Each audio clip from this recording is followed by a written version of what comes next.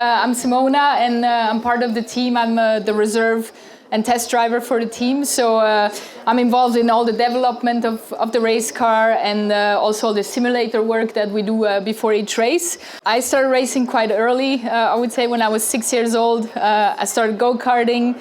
I've had a career that has brought me pretty much all over the world. I spent a lot of time in America, in IndyCar, raced in Australia as well in supercars, and tested Formula One in 2014 as well, and raced in Formula E as well in 2016. So it's been a long career, and now I'm with Porsche since a few years, and it's been a very exciting project with them in the Formula E program. I don't know how many people have been to a race before, but yeah, this weekend I think there's a lot of pressure on us to do well, and today was a little bit tougher, let's say, so hopefully we can really finish on a high tomorrow.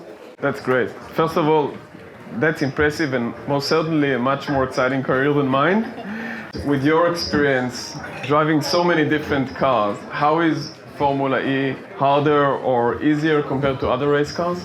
Well, it's just really different. I think when I look at myself 15 years ago, I never thought I'd be racing, an electric car. It was really not even in our minds. And, when I joined Formula E, it was season 1 and season 2, and we were all kind of like, okay, what is this? We have to learn, and how you race is quite different as well, because you have this whole energy management that you have to do, which you don't have in other cars. So for us drivers, it's quite challenging, because sometimes you want to overtake, but you need to really keep the energy. So there's a bit of strategy in that going on, which makes it quite tough. And the sound is different as well.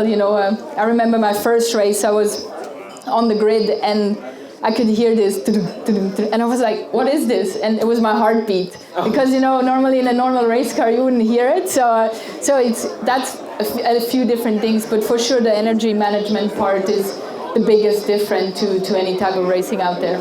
That's amazing. And how much does in a Formula E car, which is so advanced technology-wise, to a degree that they know the tire pressure without stopping you in the pit and measuring it, and everything is computerized, how much are the drivers involved in the car development and optimization?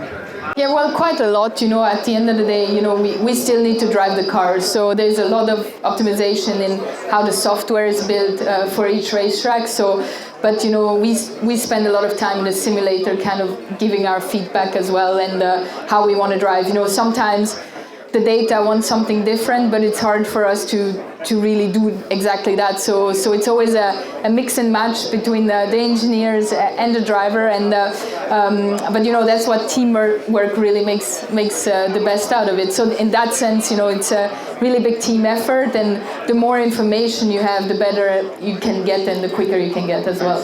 I've seen the simulator in the HQ at Visa, and it's at the size of this room, and it's on oil pumps, and it moves, and there's like a 360 screens. This is like, seems like it feels like a real race. Yeah, it looks very impressive. For us drivers, it's still a bit like PlayStation, because when you crash, you can hit reset. So we kind of like that. But these things are, in the sense, what you see actually where the track is and stuff like that. That's quite similar to the simulator we use, but for sure on all the feedback and stuff like that, because it's really, it's quite impressive to see. It's quite fun to drive, because once you're in the car, it is an actual car, so you feel like you're in the race car.